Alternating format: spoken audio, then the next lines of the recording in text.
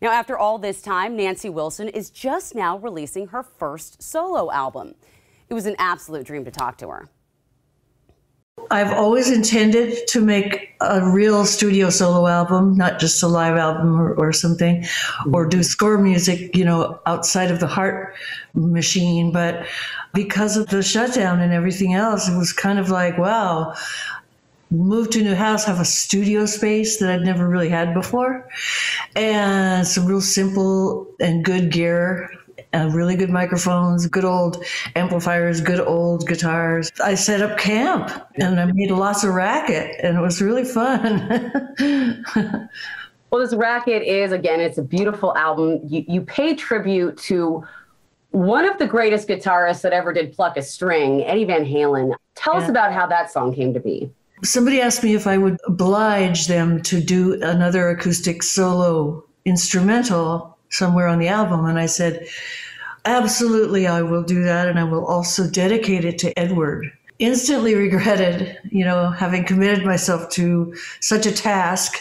But then it was like a really good homework project, like a good challenge, because I knew what it wasn't going to have, what it should not be. So finding what it was supposed to be was challenging, but sweet in the delivery after he had just barely left us as well. So, the dedication and just the motivation was all there. Yeah. I like that philosophy. I feel like that's how I go about life. I know what things should not be, and I'm still looking for the thing that you all actually started in Seattle, right here in Seattle. What was the music scene like then? As kids, when we came to Seattle, earlier on, there was the home of Ray Charles, there was the Wailers. Jimi Hendrix had come from here and came back by way of getting popular in England.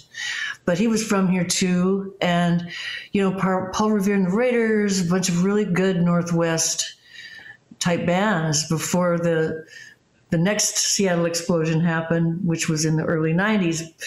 And we got to know all those guys too. We're still buddies with them, and they kind of got us gracefully out of the 80s, I think, in the best possible way, with rock guitars again.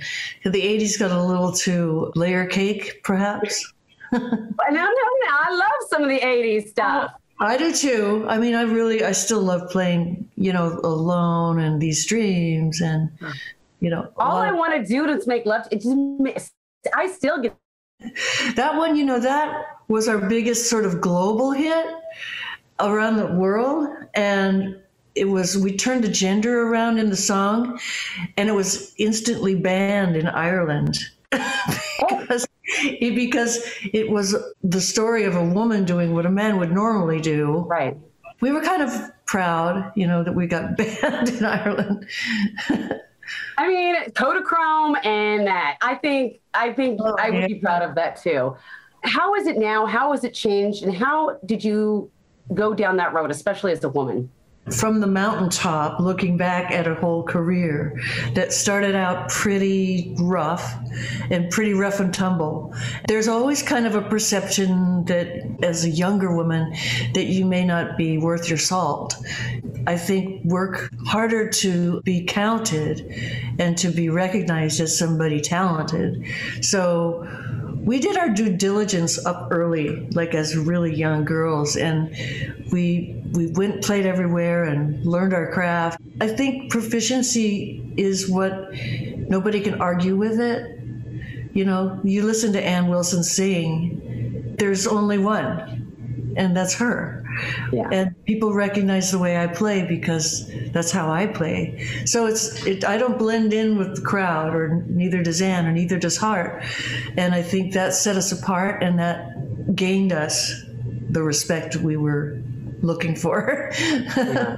When you sang on your new album, Pearl Jam's Daughter, was that kind of a nod to Pacific Northwest music, which, by the way, you rocked that song? Oh, well, I'd had an assignment before the pandemic happened to contribute a song for a film called I Am All Girls. I did the song, I did Daughter for that film because it deals with human trafficking and true stories and stuff like that. It's kind of a heavy topic, actually pretty aspirational film because it's a true story. Anyway, it's a great film. I cannot wait to watch it. No, nothing's too heavy for us. As a matter of fact, when a song is placed in a movie that can move everybody, that's powerful. Well, there's that line in the song, she holds the hand that holds her down, which is kind of it in a nutshell for me. Yeah. You know, that's just like the most a terrifying and confusing image for any little girl, any child. I think it's very relevant because it's timely, and it's, having worked more on the film, I learned so much more than I didn't even really want to know about the whole thing there. But it turned out I was able to put it on my album first, and then it fit nicely when that film finally got made.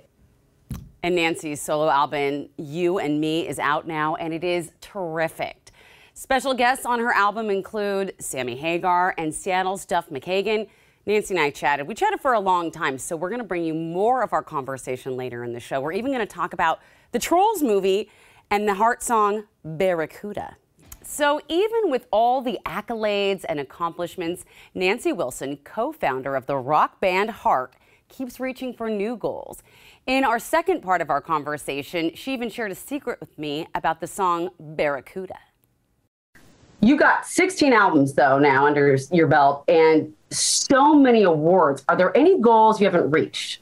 Oh, God, always. I mean, if you feel like you've got there already, you're done, you know, unless you're continuing to learn and grow and make new art, then I think you might as well hang it up, you know, hang up your old top hat. Yep. You were talking about the Daughter cover, but Stairway to Heaven at the Kennedy Center. It's my favorite version. Sorry, but it's so beautiful.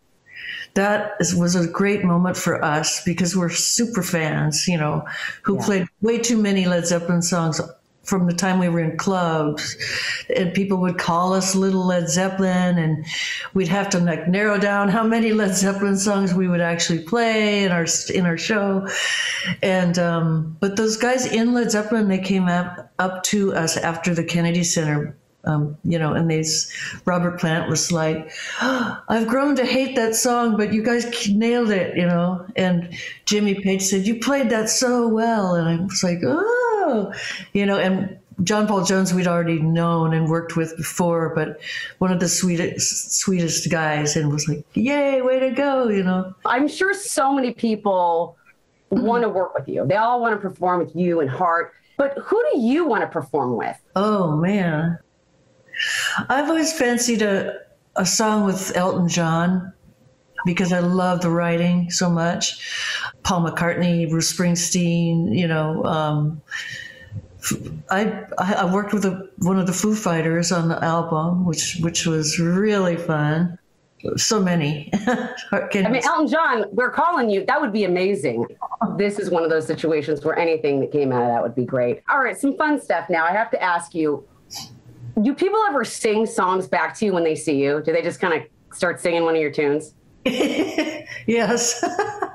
Oh, yes. And it's really funny if you're on stage and people are singing along, you can, if you really watch, you can tell they don't really exactly know the words, but they're gonna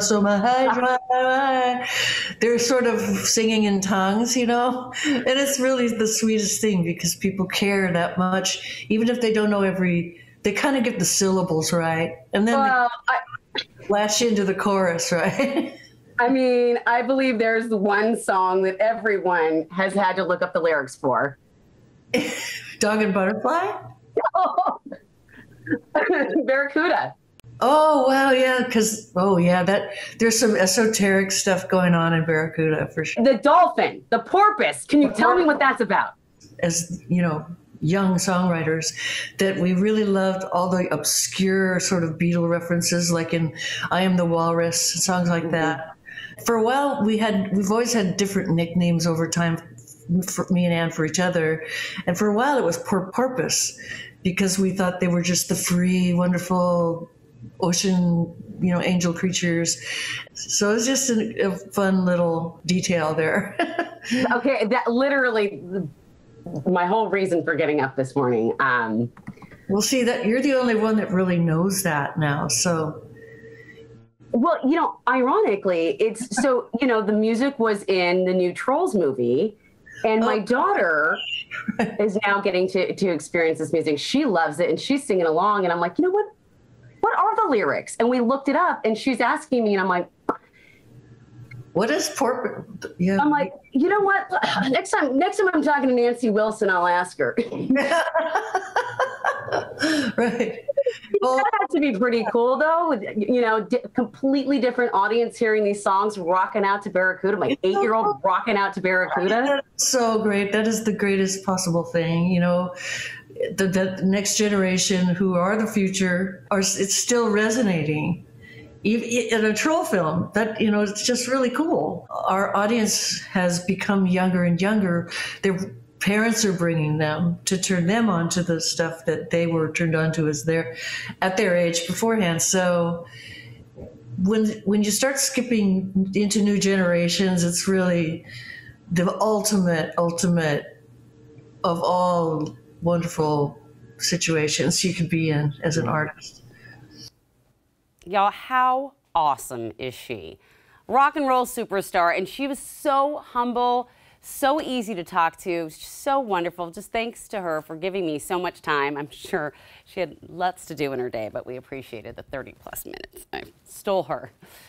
So anyway, in addition to her new solo album, fans have an incredible opportunity coming up this October 30th when Nancy will join the Seattle Symphony for an epic night. Now, tickets go on sale soon, so keep checking the Symphony website.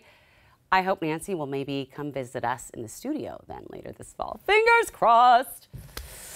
All right, my friends, thank you so very much for spending time with us today. If you ever want to see anything from today's show, remember you can always find all of our segments at newdaynorthwest.com.